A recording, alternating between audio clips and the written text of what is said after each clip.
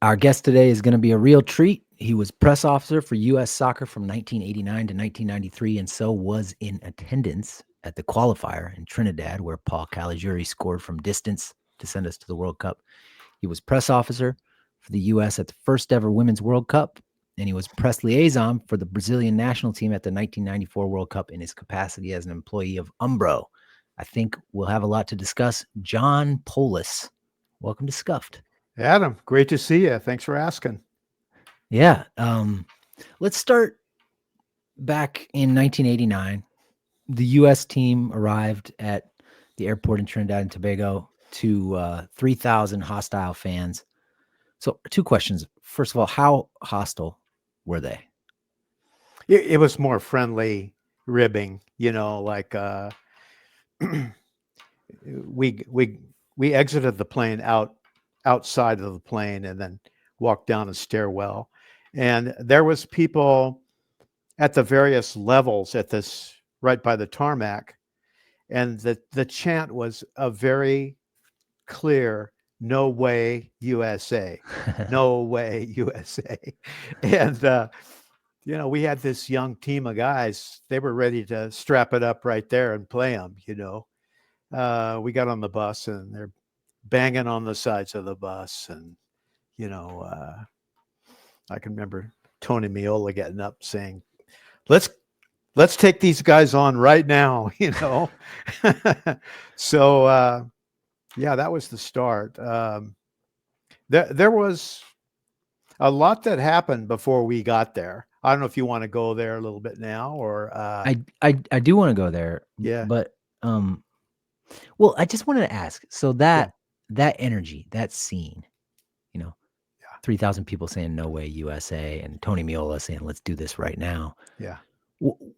What happened to that energy in CONCACAF? Because I feel like in the last World Cup cycle, when we had to go through qualifying, there were some intense environments. El Salvador comes to mind, but I don't know that there was ever a crowd of people at the airport greeting our team with a chant This like that. one was winner take all.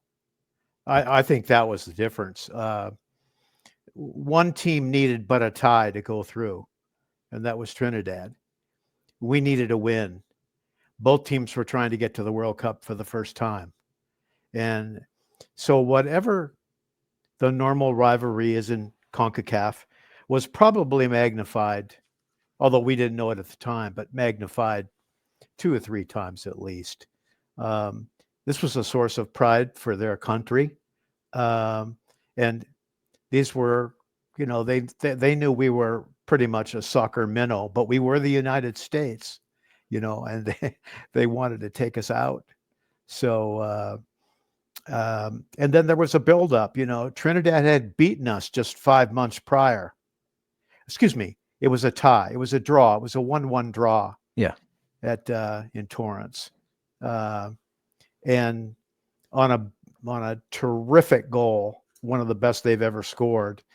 But it was right at the end. We get a draw. We were dejected. So our guys wanted to make that right. They wanted to get to a World Cup, but everything was stacked against this U.S. team. How so? Well, how about we hadn't won a road qualifier for 21 years? It's crazy. And that's the way it was. The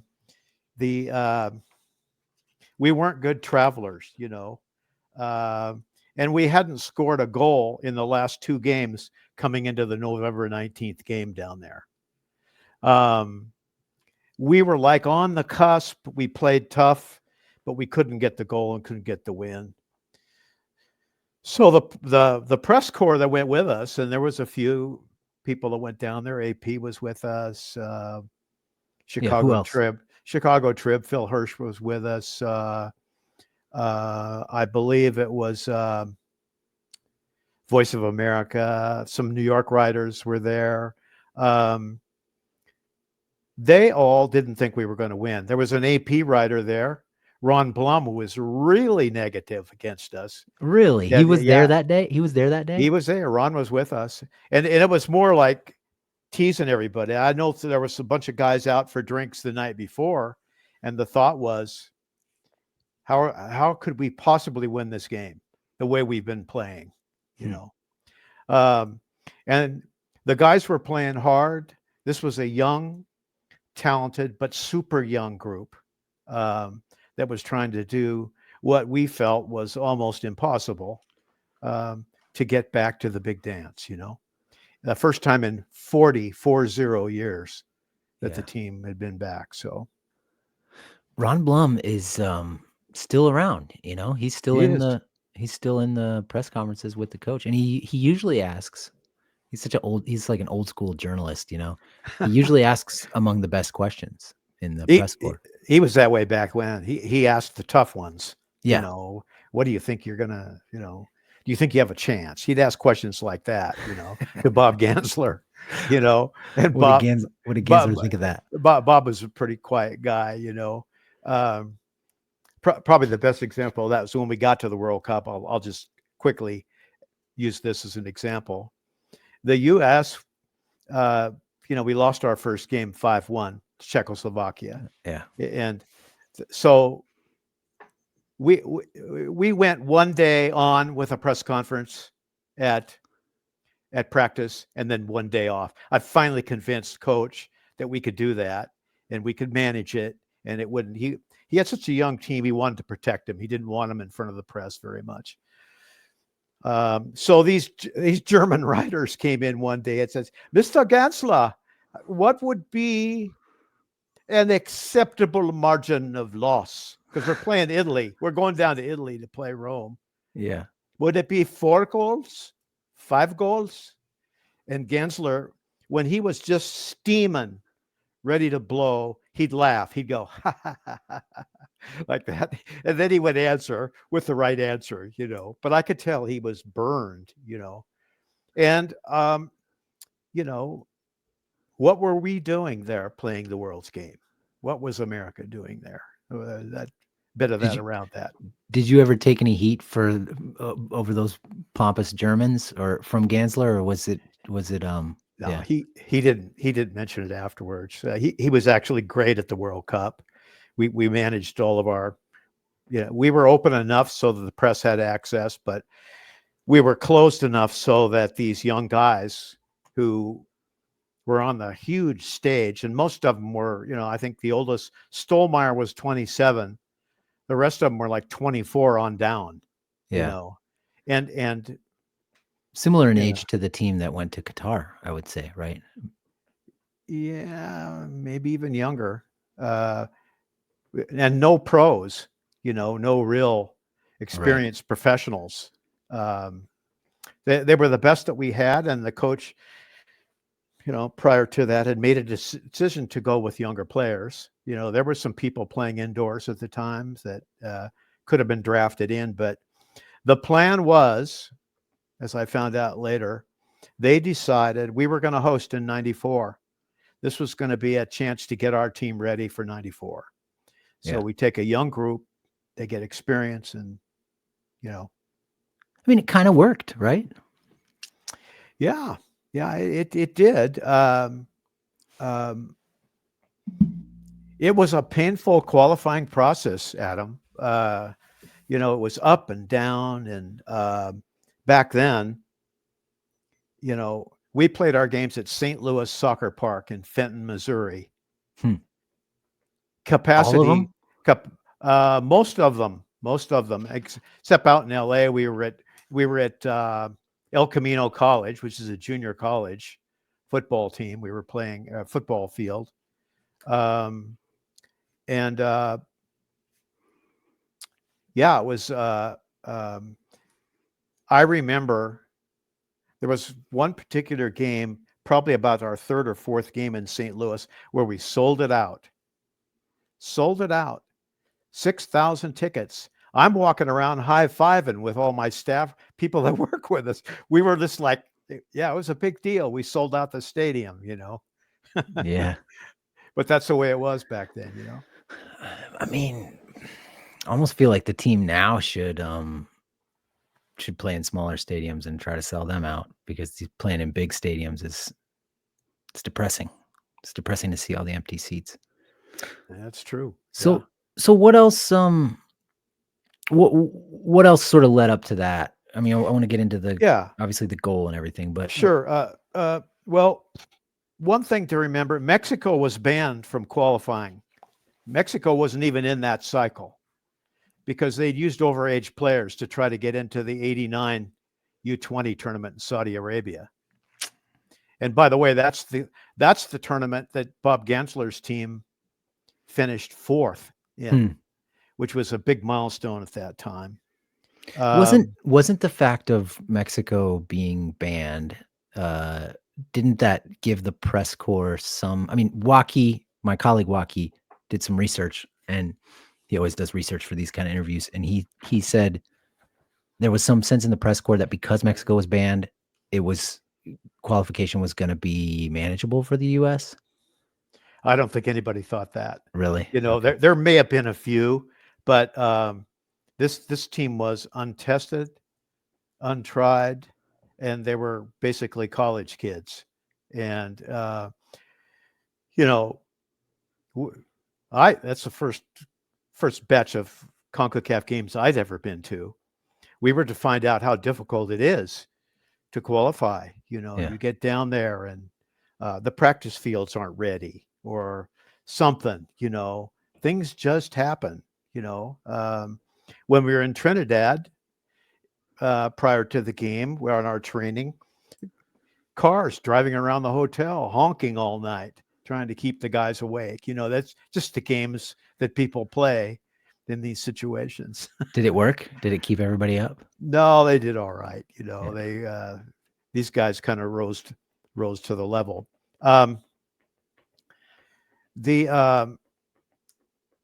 The game that we lost in Torrance was about 5 months prior to the November 19th game. The draw. It was a draw, right? It was it was a draw. Yeah. It was very nearly a 1-0 win for the US. And the goal was scored like in the 90th minute, very, very late. And remember David Vanoli was in goal then. They hadn't moved Miola into the starting spot yet.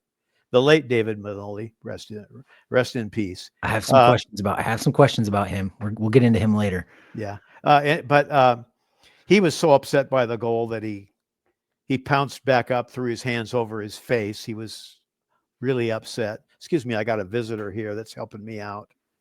Hey, Down cat. you go. Yeah. And so,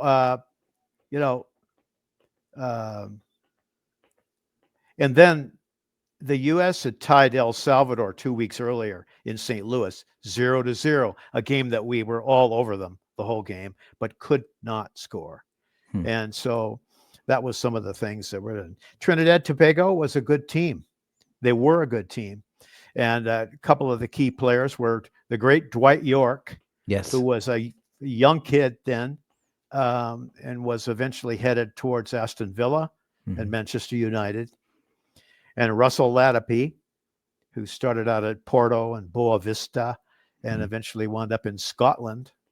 And he had 3 years at Hibs, 3 years at Rangers, and 6 at Falkirk, where he's kind of a folk hero there, Russell Latipi. Now, interesting, fast forward 3 months ago, those two guys were named the coaches for Trinidad and Tobago, with Dwight York, the head coach, and Russell's the assistant now. So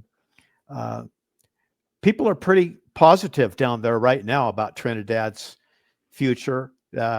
These guys are both well thought of. They are some of the greatest players that ever came out of Trinidad and Tobago to play in Europe. And I mean, York is arguably the greatest player to come out of CONCACAF, right? I mean, it's up. He's up there. Yeah, he was a great one. Like I say, we hadn't won a qualifier in a very, very long time, and on the road. And so day of game,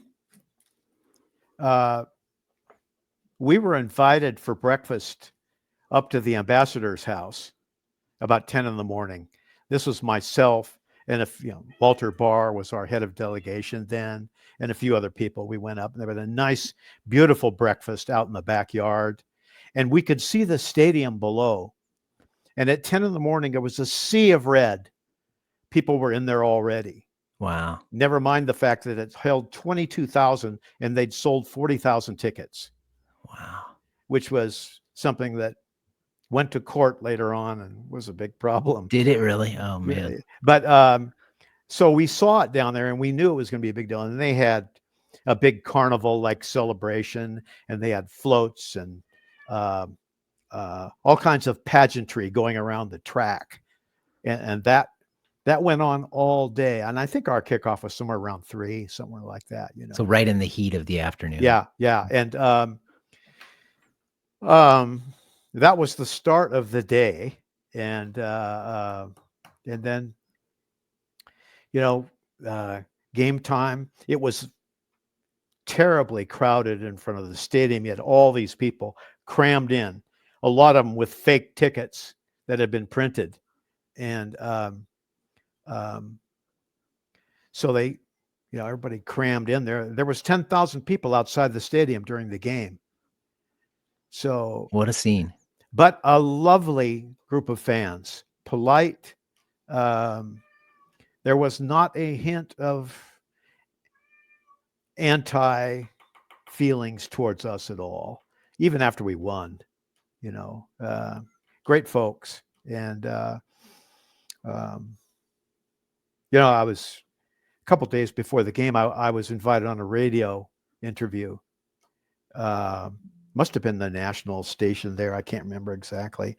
And there was this guy with long dreadlocks who was the DJ. And he said, So you went into the studio for this. I went in the studio. Ladies and gentlemen, in just a moment, we're going to speak to Mr. Polis, who's going to tell us how he likes Trinidad. Because they were trying to, you know, overwhelm us, you know.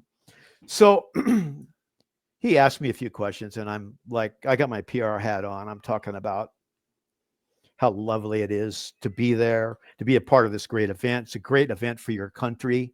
The football, it's a historic football game for the Trinidad and Tobago national team. We're honored to be a part of it, really. People are treated us well. We're looking forward to the game and all this. And, you know, I tried to think of every positive thing I could say about them. And then at the very end, I said, you know what? There's just one thing that bothers me. And he goes, what? He said, I said, you know, we hate to spoil such a great party. And that he's roared with laughter. I looked out in the lobby. The staff was listening to this, every word I said, and they were breaking up laughing that I had said this, you know. And I did it on the spur of the moment, you know, Nice. like in jest, and it was taken well. Yeah. And I remember when the game was over, this same guy found his way down to the locker room. He's chasing me around. You predicted, Mr. Polis, you predicted. How did you do that? Mr. Polis. That's funny. Yeah, it was really makes me want to go to Trinidad for a qualifier, you know, next time we have to go down there. We had a great time. Yeah. So it was a big event for both countries, obviously a huge deal in Trinidad. What was the sense of it in the US? Was anybody paying attention? I mean, you had the eternal Ron Blum there and a few other reporters, but what was the general feeling in the country at that time? Probably nobody knew what was happening, right? A lot of people didn't. The game was carried live in the United States, but you know, our qualifiers, like I say, we drew small crowds to all of our qualifiers. There just wasn't the awareness of the national team back then. The enormity of us qualifying, of course, was known by anybody who had any kind of soccer knowledge. But we could have gone down there and lost that game, and it would have been but a ripple with the press. Yeah. Not unlike when the women went in 91 to China, and I was with them. Yeah. It was the same thing, you know. The sport was just in its infancy with respect to the magnitude of the national team. Right. All right. So Caligiuri scores 31st minute from about 30 yards out. I don't know if I'd call it a banger, but it is we have a lot of discussion about this on our podcast. What's a banger? One person on the podcast thinks it has to be still rising when it hits the net for it to be a banger. So anyway, that's neither here nor there. It was a lovely goal. We hold on and win. But it's been since called the shot heard round the world. You have a pretty good view on this. Was it a shot heard around the world? Really? I think that's an American depiction of it.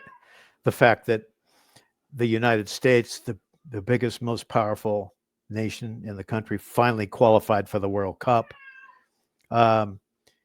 If it wasn't, it probably wasn't a shot heard around the world. It was at least a cackle in the headset that everybody heard about. The U.S. is qualified to go to that game. The shot itself was kind of a volley with his left foot. And goalkeeper Michael Maurice later said that he did not see it leave his foot. That's why he didn't get it. It wasn't that it was in the sun. He was just blindsided. And all of a sudden he realized there was a shot on the way. He said if he had seen it, he could have probably taken a couple of steps to the left and blocked it. The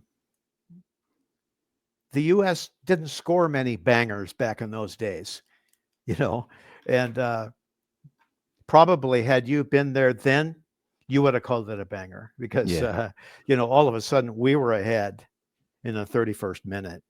And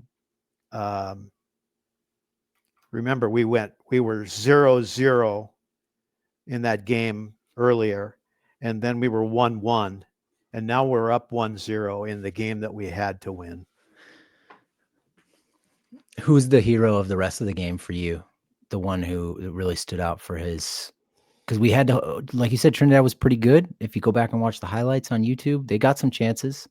It wasn't like we dominated completely or anything. Who stood up? Who stood tall? I think in the back you had Tritshu alongside of Michael Windishman, the team captain, and you had John Doyle, who's really a center back playing on the left side, but he was big, In fact, Doyle took a guy down early in the game that could have been a penalty.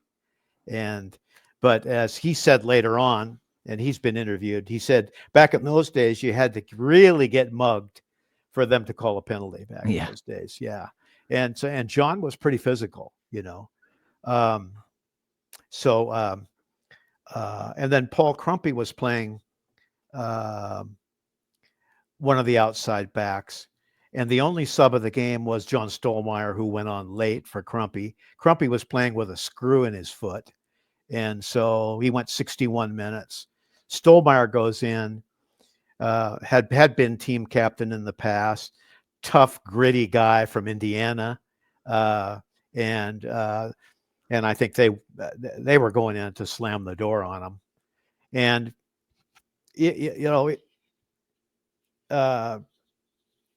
it was pretty wild at the end, The game started, the U.S. played a high defensive line to start, and they were attacking down the right side, mainly with Crumpy, dribbling into the corner and sending balls in to try to find Murray or Vermes. And Trinidad was playing more of a possession style, take it easy. They were going to get something out of it, In the 80th minute, the crowd starts picking it up, and that big chant, "We want a goal." They had this one of the reggae bands had recorded a song called. The only thing I remember was "DNT." We want a goal. They would play that all the time. Since then, there's been 2 or 3 songs that have come out of that day that are still out there. But the crowd was picking up the chant. U.S. takes a corner with only 2 Americans waiting in the box for the cross. They were talking about the U.S. trying to shave time off by delaying the game and all that. 87th minute, Tritshu made a saving tackle as a Trinidad connected pass to get inside the 18. the U.S. just continued to clear the ball downfield toward no Americans in the attacking zone at all. So they were pretty well bunkered in.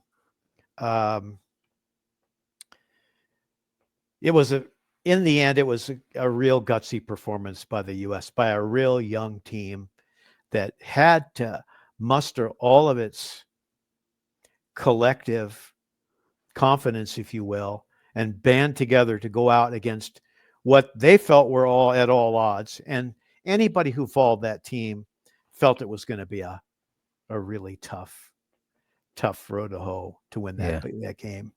But they were able to do it. When Caligiuri scored, who'd you celebrate with? I was up in a press box. Okay. And I was kind of in a room by myself.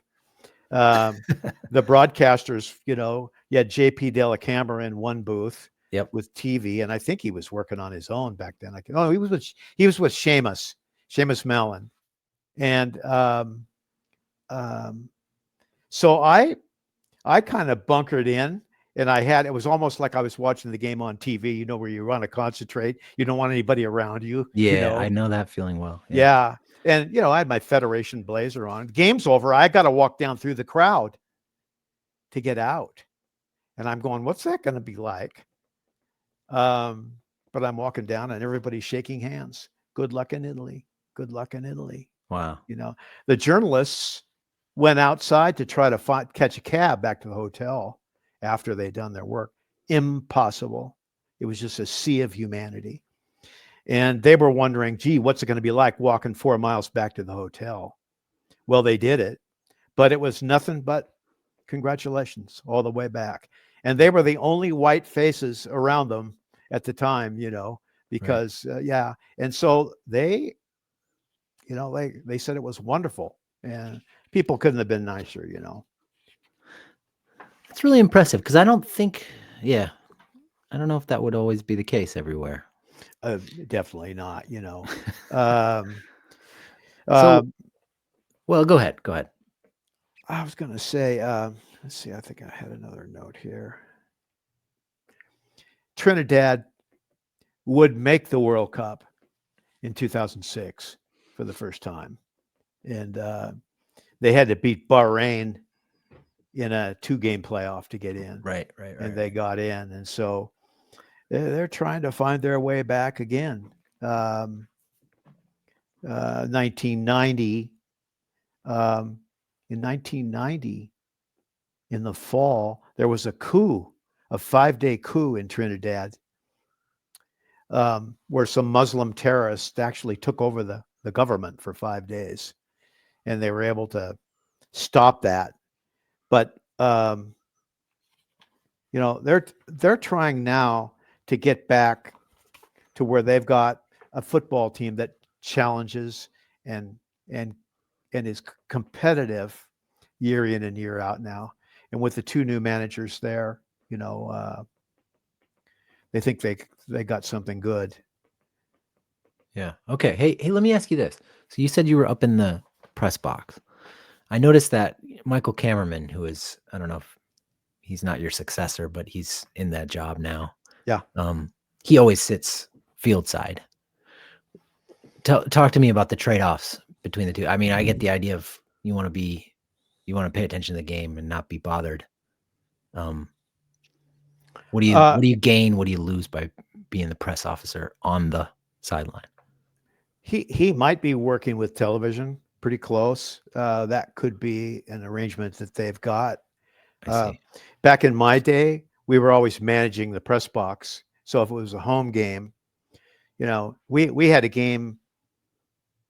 We had a game at Stanford Stadium in the run-up to the World Cup where we played Russia, and I had 300 credentialed writers in the press box that we had to manage, for that game. Wow. So mine was mainly making sure that the writers had what they had. Now, Michael's maybe's got more folks to do that. I don't believe the coach would have wanted me hanging around by the team bench down there, and I tried to stay out of their way. After the game, if I had to grab a player, anything down, I was down there, I'll tell you another another funny story. It happened at the World Cup. It's post game. We played Italy to a 1-0 loss in what was pretty much felt as a victory to us. They had, we could have easily tied that game. I go to the locker room and I notice that there's a gentleman outside trying to get in the USA locker room. He looked very athletic. And I'm thinking, who is this guy? He looks very familiar to me. And I stopped and I even delayed going into the locker room because I was eavesdropping on what this guy was saying. And suddenly it dawned on me. It's boxer Marvin Hagler, marvelous Marvin Hagler, former middleweight champion who was in Italy doing movies at the time, found his way down to the locker room and wanted to go in and congratulate the guys. Oh man. And I just took a chance and I went, "Hey, Marvin." He goes, "Yeah, man." He's like, I said, "You need some help?" He goes, "I'd like to go in and see the players." And I said, so I asked the security guy, "Can he go in with me?" So he went in with me. But the funniest things happened post game, Huh. And he just died. Hagler just died in 2021, right? Yeah. That's But, pretty cool. he just showed up at the game, Yeah. So, and that game was, we were headed from Florence down to Rome for that game. People would come, they'd see our bus, they would come out of their houses and they'd go like this. We figured it out. They were going to beat us by 10. Oh, I see. Because we had lost 5-1. Yeah. So we get down there and it's, Italy scores early. It's 1-0. Then they get a penalty that they miss. And so we go in halftime down 1-0. We come out, and at one point in the second half, we strung 18, 20 passes together. Things were just starting to click a little bit. And we had one particular great golden opportunity with a free kick. Bruce Murray could strike him from the left side with his right foot. It was at the left side of the penalty area. He ripped one, and it was parried by Zenga, the goalkeeper, down. And Peter Vermes, who had a pretty good left foot of his own, was there for a rebound shot that hit Zenga right in the posterior and went out of bounds. We score that goal and we bunker it in. It could have been 1-1. So yeah. So we get back in the bus. We're headed back up to Florence for our third game with Austria. People are coming out of their houses. They see the bus. They go on, "Bravo, bravo." So the team gained some respect. For sure. Yeah. So the team was staying in Florence. That was where home base was. We were actually in Tirrenia, which is it was west, more towards Pisa.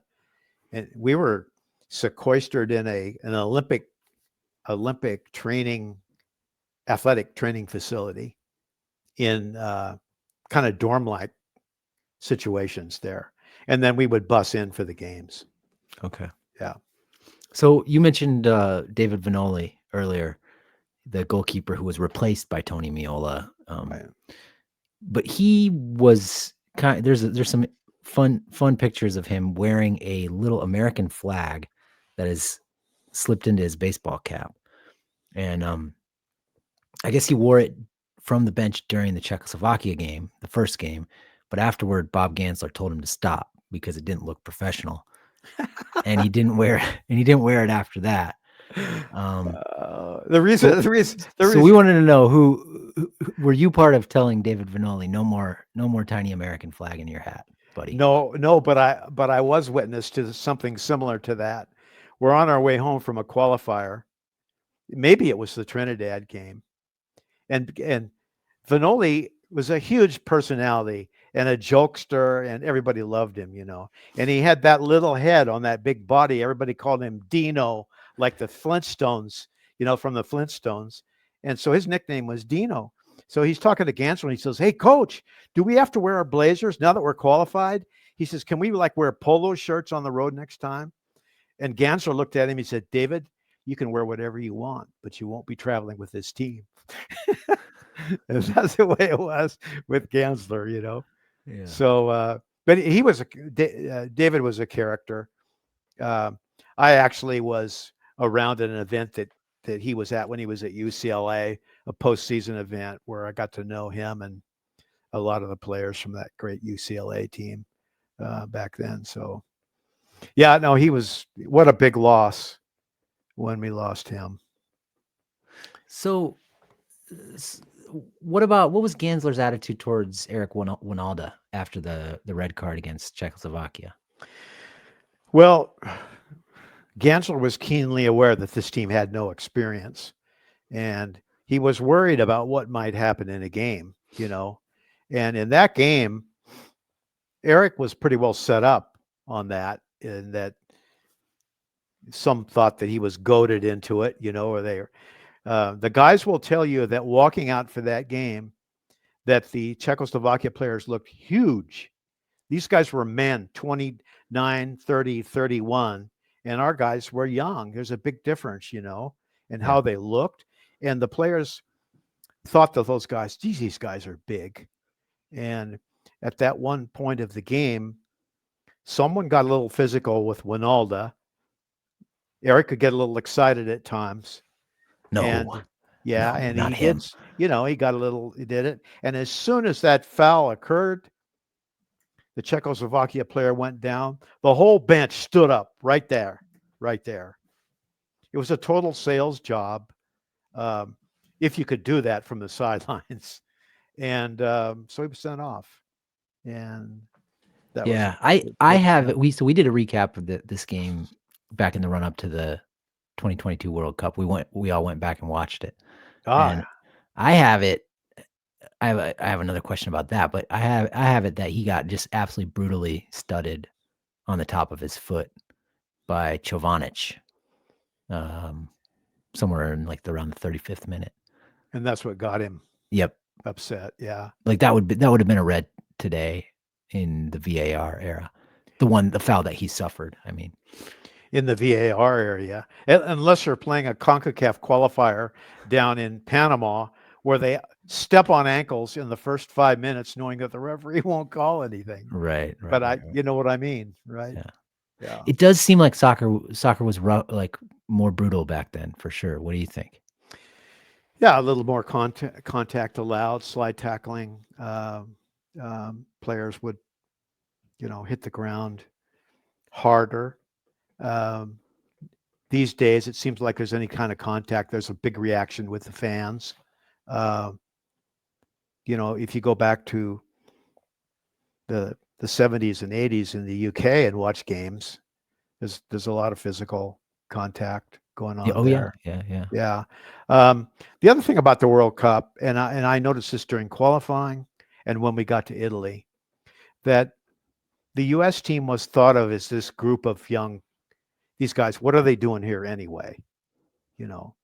I got all kinds of questions at that World Cup. You guys are hosting the World Cup in 1994. What if nobody comes? What will you guys do if nobody comes? Yeah. There actually were questions like that, we had to finesse it, well, we'll do all right, and of course the tournament was great. It did great, but the U.S. team, again, what are you doing here? And the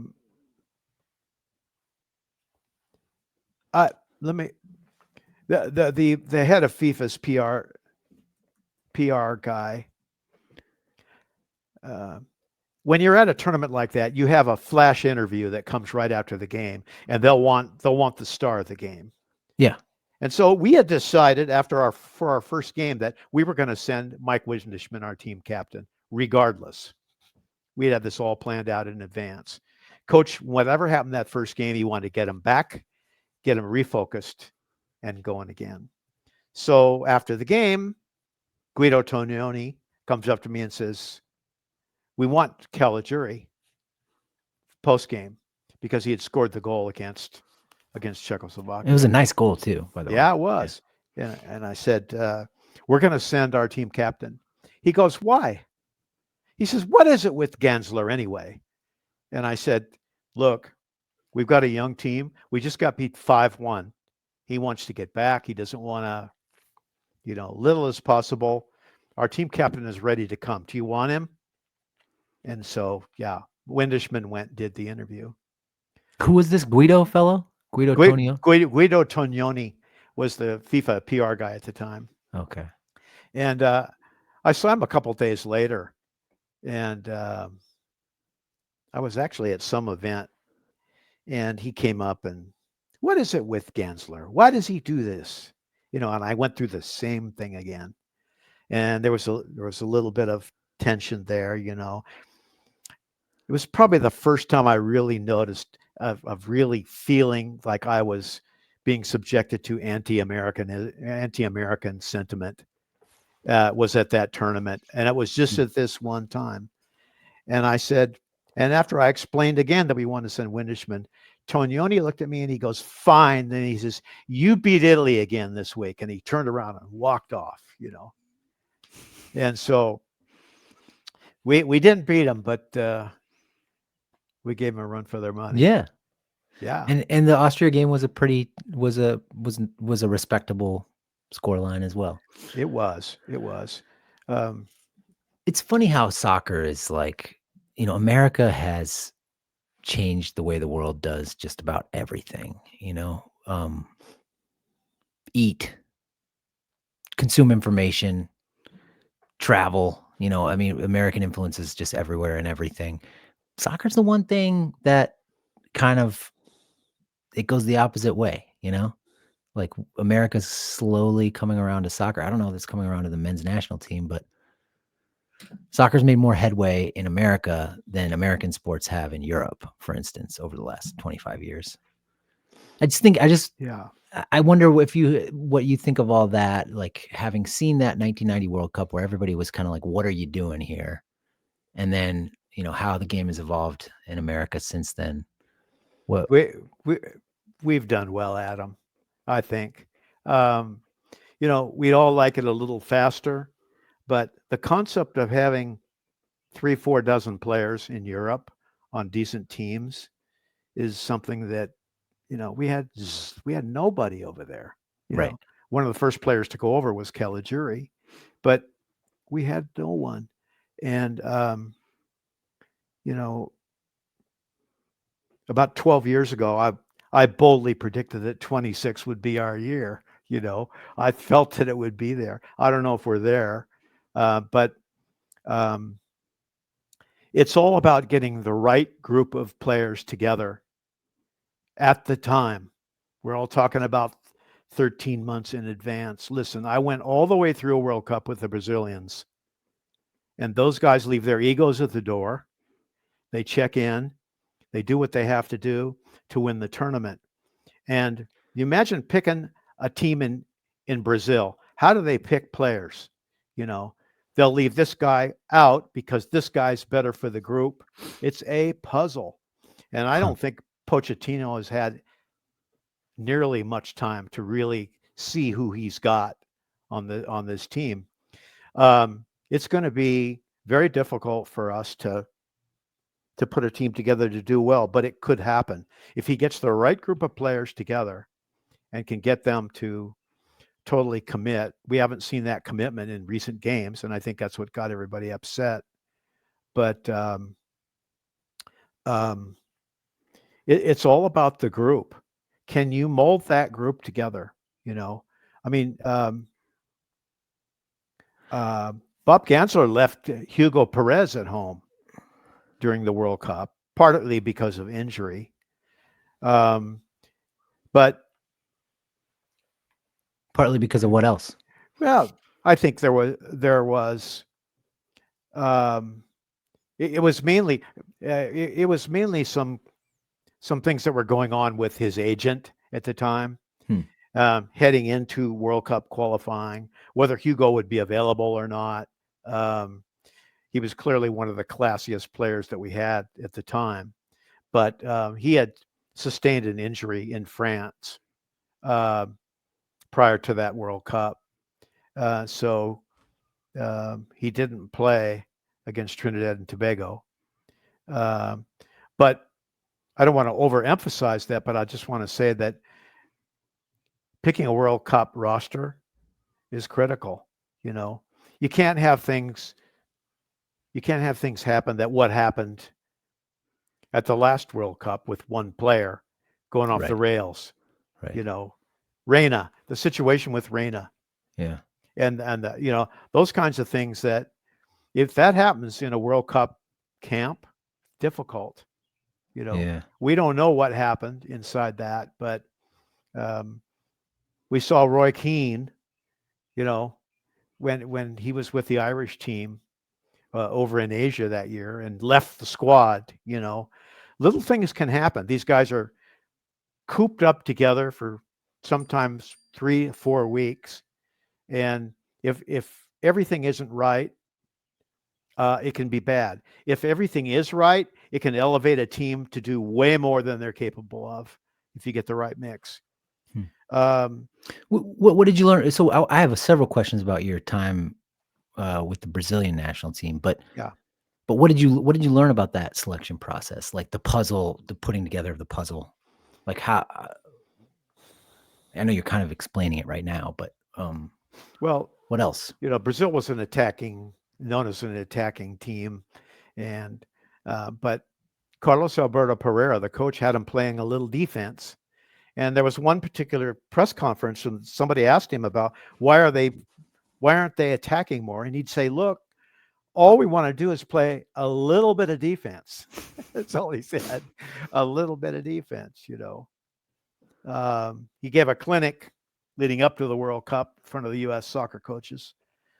Talked about defending and how the players will use the sidelines as an extra defender, and they close down and hem people in. And so Pereira picked some good defensive players, and in fact took a midfielder, Leonardo, and played him at left back.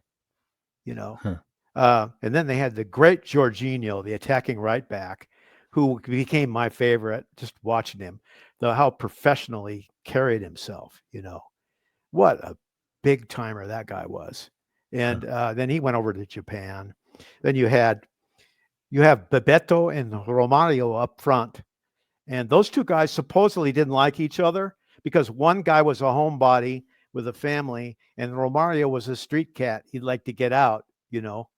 And so there was all kinds of stories about that. So I went up to the coach right before the final. I said, "What do you think about doing a press conference with Romario and Bebeto?" And Francisco Marcos was with me. Francisco was the head of delegation for Brazil. So we traveled together. And he said, I mean, I stuck my neck out asking this because they had their own press officer, but I was the English language guy. And so he said, you know, go ask the players. If they want to do it, fine. I asked them, great. So we staged this press conference at one of the hotels, and we had tons of people there, heavy German press, everything. And it was all like they got up and talked about each other, you know. That's where I got the Which is terms. good. This is good content as well. Oh yeah, no, it was great because everybody was wondering about these guys. You know, how are they doing? And Romario got up and said that he's a family guy. He's got kids and all this. And that was when the rocking the baby thing, when they scored the goal. Mm-hmm. You know, Bebeto had a new baby in the family.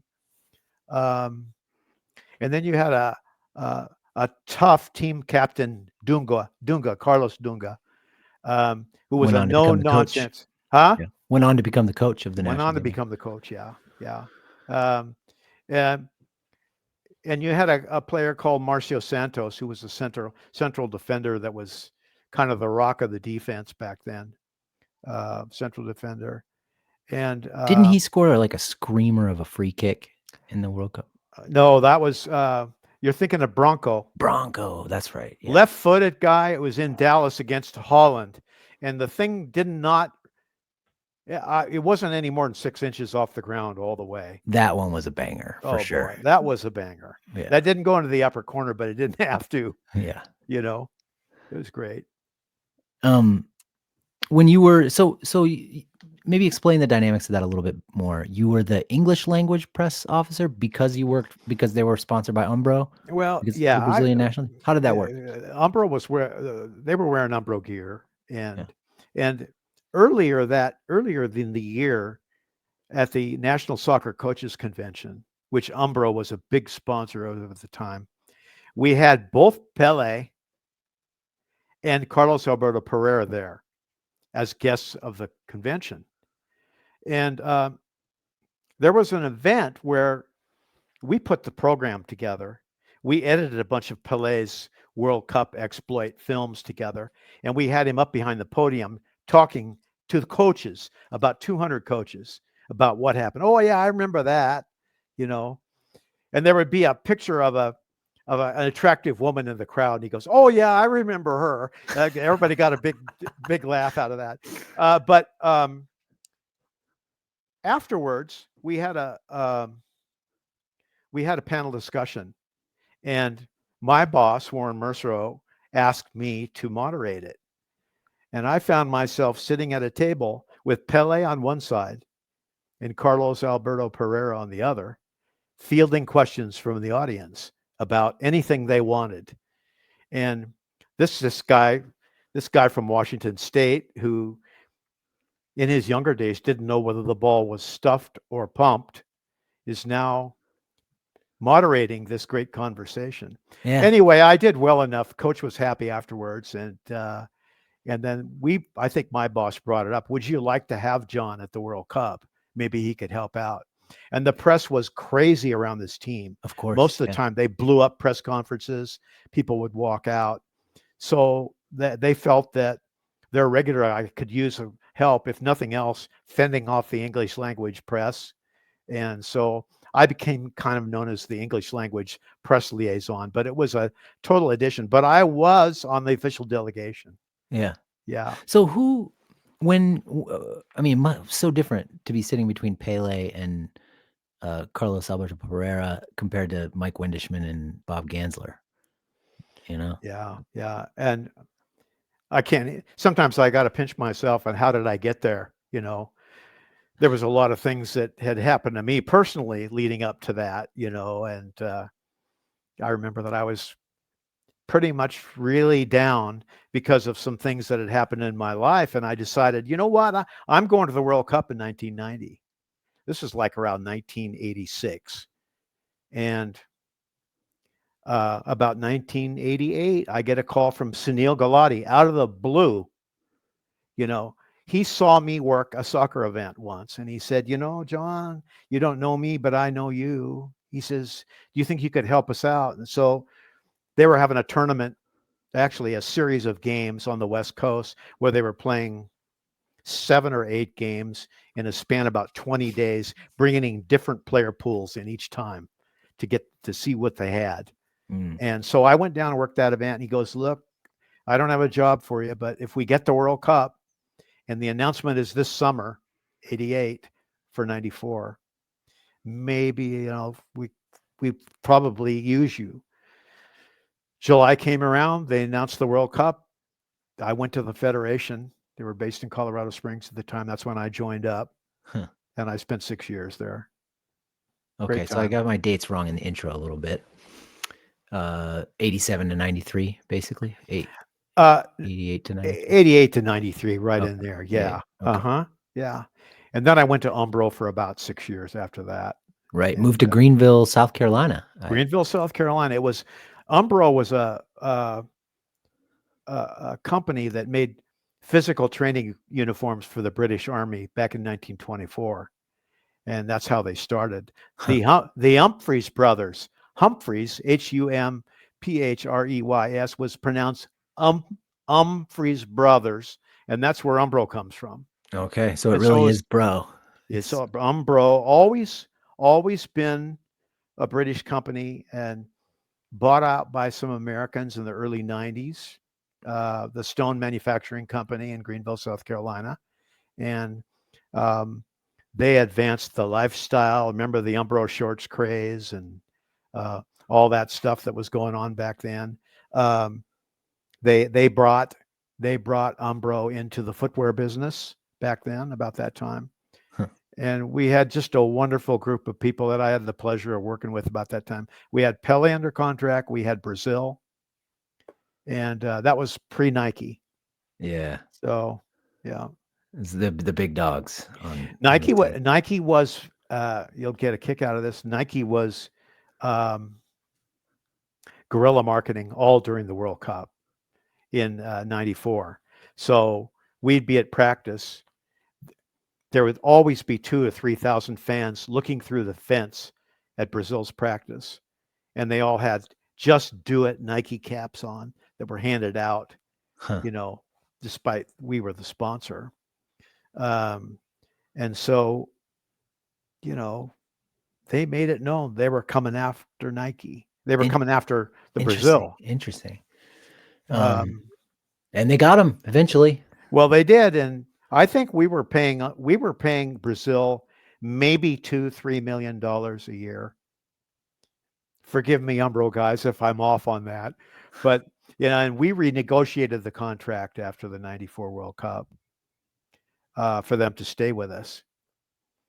But then um, Nike made their move, and I think came in and offered us $10 million to buy out, to get out of the Nike contract or the Umbro contract. I see. And then I think they signed Brazil to about a $23 million deal.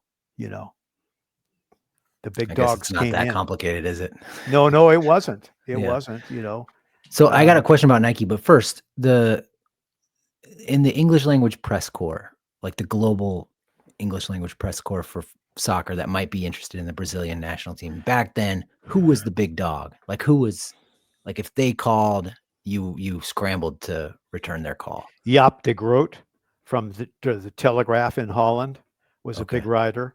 Okay. Um, um, Because Romario was playing at PSV Eindhoven at the time, right? He was I he was believe. well, right up until the 93, I guess.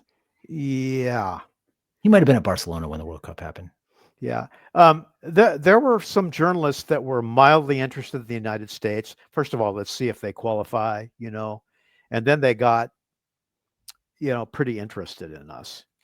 In fact, I had an eye opener when, we never saw, we never saw European journalists at our games. Mhm.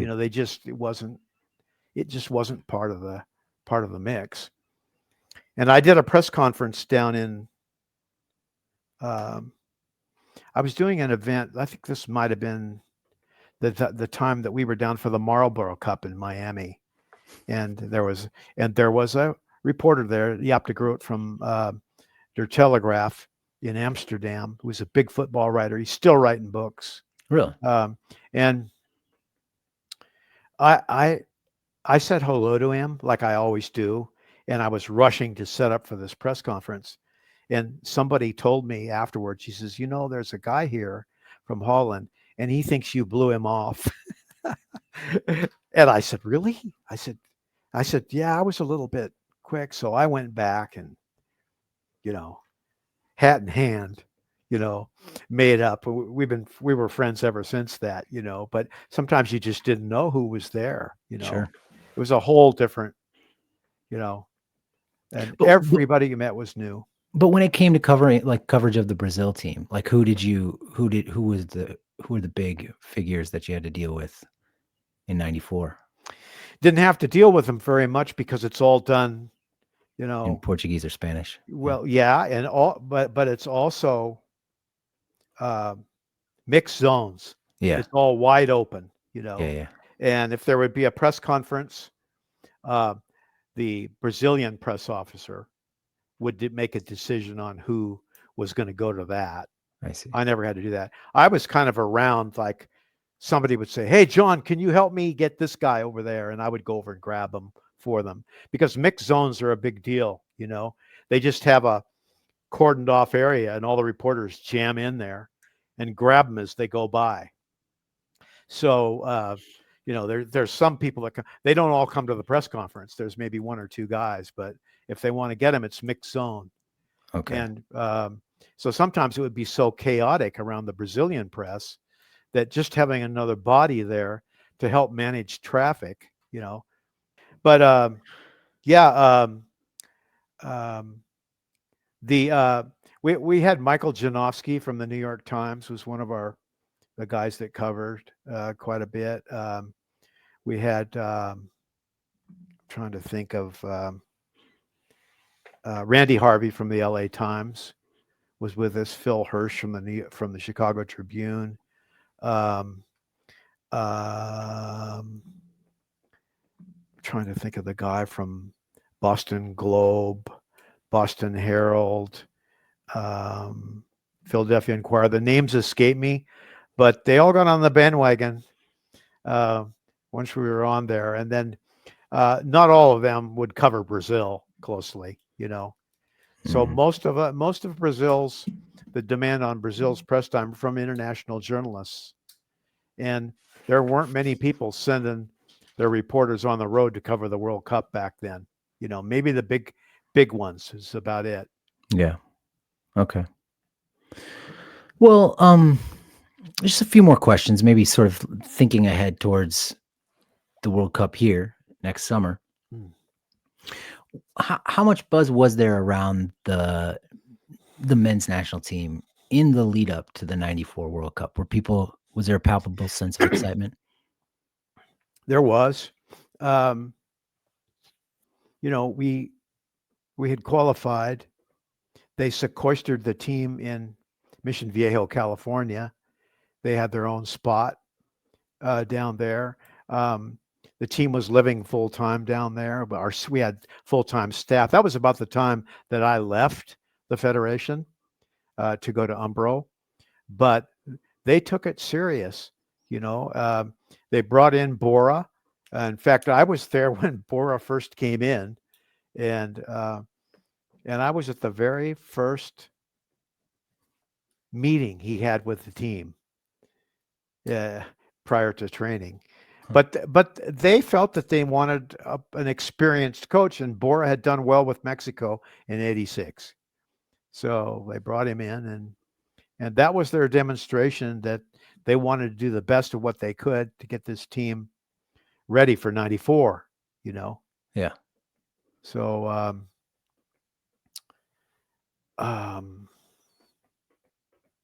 well, yeah. You pointed out earlier that we've done well. We have 3 or 4 dozen players at good clubs in Europe as compared to 1989, 90 when we didn't have any. And of course you're right, but it feels like there is very little enthusiasm for the team right now, you know, in the country. And I wonder what do you think has gone wrong? Like why is that? I think it's hard to measure the enthusiasm for the national team at any one time. You know, you can look at attendance at games as one way. You can look at how the commentators are reacting at the games. You know, there's a lot of criticism right now, but you know, just the fact that there's a lot of criticism of the team shows that there's a lot of interest in this team. You know, they're expected. There are some expectations, and I think placed on this team that because we have a few starters in Europe that we're suddenly supposed to put a great World Cup team together. And I don't care if we had 20 starters starting in Europe. You'd still have to put the unit together, pick the right players to play the right position.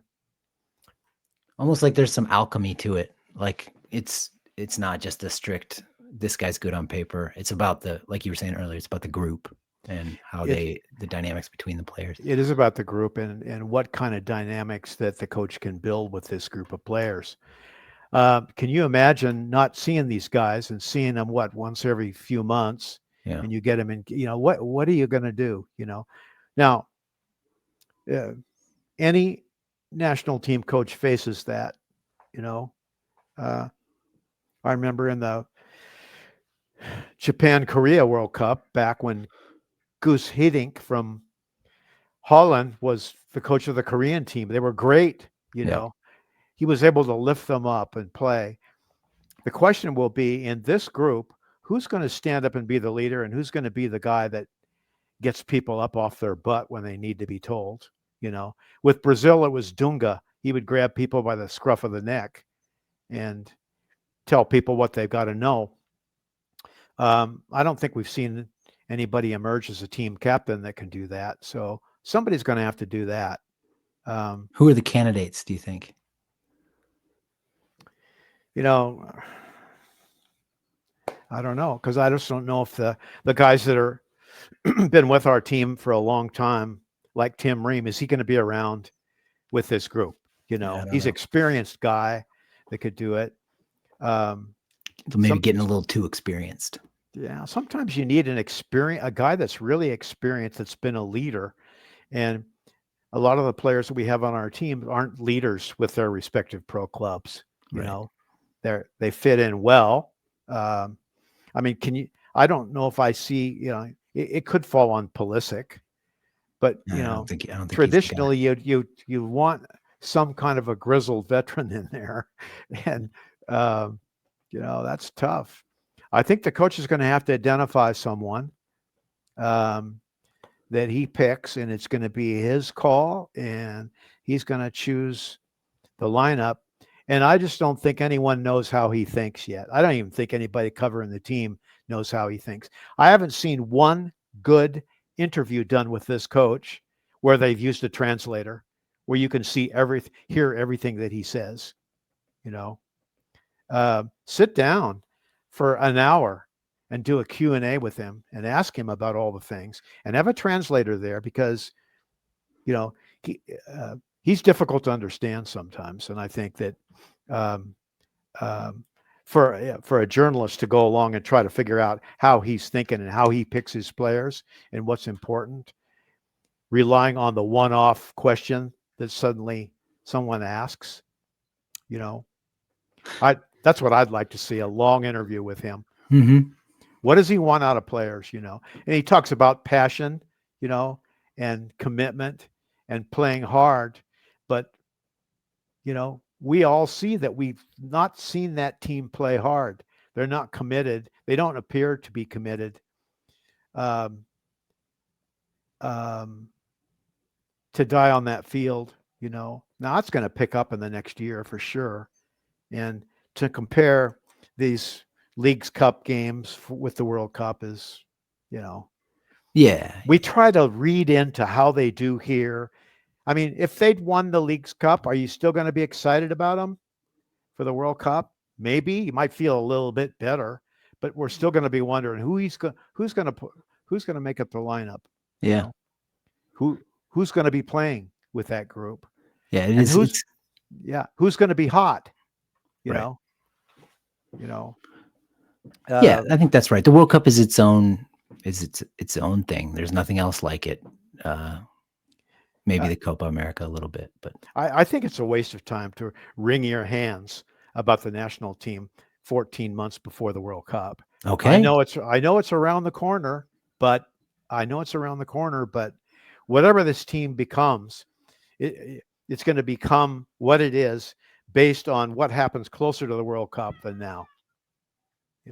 Interesting. Yeah. I love that perspective. I forgot to ask you about Portland. Let's talk about that real quick. So, you got your start in soccer when you were a reporter at the Oregonian, I believe, right? Yeah. And you were covering the Portland Timbers. So, in 1975, the team went farther in NASL than apparently the front office thought they would, because they had a bunch of players on loan from England, right? Yeah, that's right. And there was this big question whether those players would have to leave to go back to their home clubs before the season was over, right? Before the playoffs. Yeah. Before the playoffs, yeah. Right. So what was you were covering this story as it was unfolding, right? So what? Oh, yeah. What do you remember about all that? I mean, well, it was my first foray into soccer, but I found myself covering the biggest Oregon sports story in years. The Blazers didn't win their championship until 1977. So this soccer team, which, by the way, was announced January-ish of 1975, the players started arriving about mid-February to March, and the first game was in April. They hired Vic Crow as the coach, who had taken Aston Villa to a League Cup final in '71. And Vic went around getting loan players. The most famous loan player on that team that became a big star was Peter With. And, Peter won a European Cup with Aston Villa and went on and had a great career, played for England. But there was 3 or 4 ex-Villa players, 3 or 4 from Wolves at the time. Most of them guys ready to break through. The oldest player on the team was Ray Martin. I believe Ray was 27, 28, who'd played 300 games at right back for Birmingham City. Tough as nails. If he wanted to, he could put you up in the stands with one tackle, kind of an enforcer guy. Vic had a great mix of players in. And our first game was a game against Seattle. Pouring rain, just artificial turf, a mess. They slowly started coming together. Pretty soon they were knocking everybody off. I think they went 18-6 for the season. And they had every week, it was the crowd was 4,000. Then it would go to 6. Then it would go to 8. Then it would go to 12. Then it would go to 16, 18, 20. And by the time we played Seattle in the playoffs, they sold 27,000 tickets in 3 hours. And the game was played on a Saturday night, I believe. I always remember I went to practice. Vic was really big about playing it up with the fans, Mother's Day game, the players were out at the entrances handing roses out to every woman that walked through the gate. Wow. Players did that before the game. They all brought soccer balls out for the starting lineups, and they would held these balls during the national anthem, and they would kick them into the stands. It was a big deal back then. But that particular day, that Seattle game, the players were in the stadium training, and the lines for tickets was all the way around the stadium. People back up to grab the last remaining tickets. So Vic decides, let's take the boys on the run around the stadium. Nice. And the crowd went bananas, They were patting the players on the back and all that kind of. So, they beat Seattle 2-1. Tony Betts, last minute sub, goes in, takes a ball from Willie Anderson. Willie Anderson, a former Aston Villa winger, went to Cardiff, had a great career in England, came over in his prime at age 28. And so Tony hit this header, and the place went crazy, stormed the field, et cetera, et cetera, et cetera. So this was all in the Timbers' first season. Yeah, right? In the same stadium before it had been remodeled. There was baseball cutouts on the field, I love that. I love that story about the team going on a jog past the line of people waiting to buy tickets. They did that, all kinds of stuff like that. After every game, there was a post-game party at the Benson Hotel. The players were required to go. Were they required to drink? Well, they didn't have to be required to do that because players were drinking back then. Yeah. I mean, the way players train now compared to where they were back then, it was different, Yeah. As long as you did your job on the field, you can have a few after, Mhm. But so then a few days later, maybe a week later, we played St. Louis and we got the home advantage. And they brought in every bit of portable bleachers they could find. And there was 33,000 in for that game. Man. And they went to the final, played Tampa Bay, another expansion team, 2 expansion teams playing each other. And the Rowdies won, right? The Rowdies won. The second goal scored by Clyde Best. the great ex-West Ham player, who eventually became a Timber a few years later. And Did the Timbers have the chainsaw guy back then? Like, yeah, it was Timber Jim Searle. Okay. Jim's still around. He goes to all the games. It's Timber Joey now, but they had old telephone poles in that stadium. And there was a couple of times when the Timbers were on a gold route. Timber Jim would climb the telephone pole in his cork boots, and he would sit up at the top of the telephone pole until they scored. Awesome. He had to use all of his skills sometimes because there was a drought or two between goals. Yeah. Yeah. All right, man. What a pleasure. This is awesome. Thank you for your time, John. Thank you for your service to the game in our country. And thanks everybody for listening. Thank you. I feel honored to have been a part of the things that I was able to do when I was in the game. Sometimes you just get lucky. But I do think that there are times in one's life where you can think yourself into jobs. And the more interested I got into soccer, the more I put myself into a place where, I might have that opportunity. And, it's been a great